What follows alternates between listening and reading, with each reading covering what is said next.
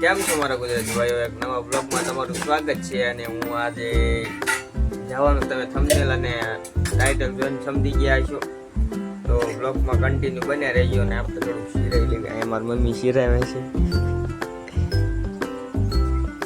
રીંગણાનું શાક. ચાલો આપણે શીરાવી લેવી અને પછી મળીએ તમને. ચાલો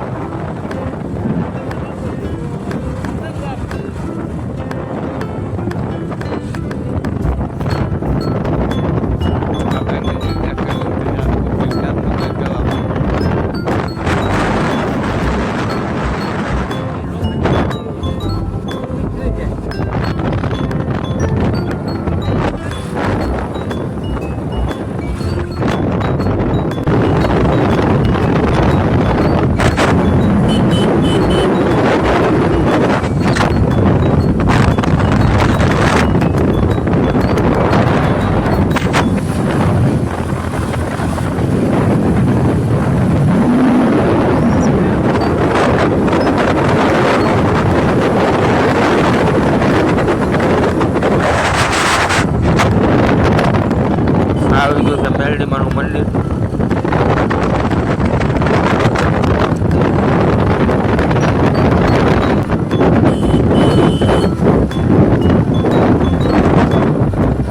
મિત્રો આ આવો તો તમે ખ્યાલ રાખજો, એક્સિડન્ટ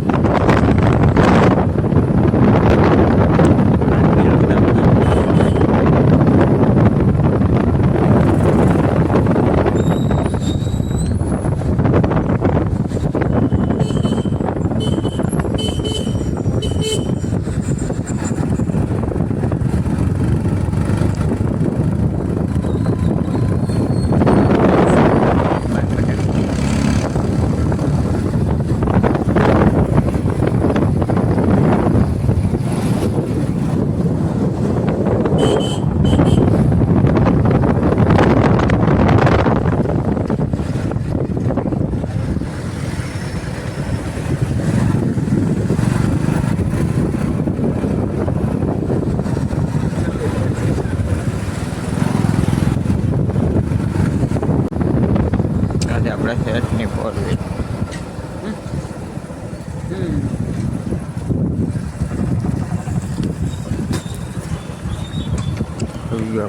મિત્રો 12:30 થઈ ગયા છે. અને સગનભાઈ ગહણી સડી જો, સગનભાઈ નગરા કઈ કઈ જ કરે જો. 12:30 થઈ ગયા જો, 12:30 થઈ ગયા તો એને ગહણી સડી બોલ ગઈ. ચાલો આપણે ખાઈ લઈએ. તો મિત્રો જમીન માવો બાવો ખાઈને આપણે આવી ગયા છીએ પાછા ઉપર.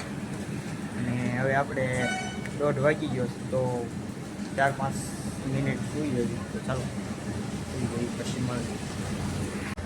તો ફાઇનલી મિત્રો 7 વાગી ગયા છે અને આપણે આવી ગયા છીએ નીચે.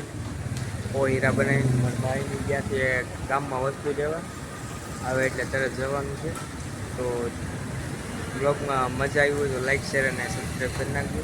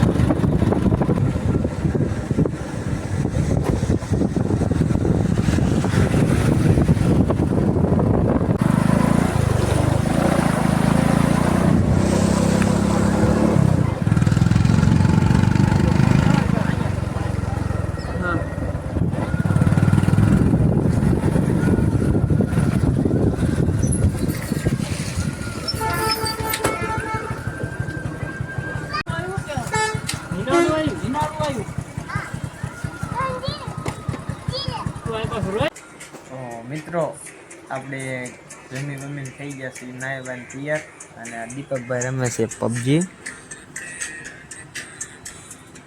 અને પબજી રમ્યા સિવાય કાંઈ ધંધો જ નથી.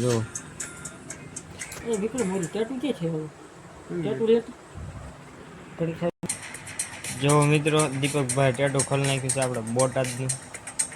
જો અહીંથી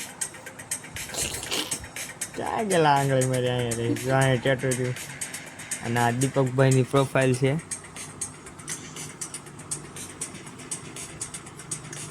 દીપકભાઈની આઈડી અહીંયા છે. ફ્રેન્ડ રિક્વેસ્ટ મોકલશો એટલે એક્સેપ્ટ કરી લે અને તમારે રમશે હોત. મસ્ત રમે છે, જોઈ શકો છો.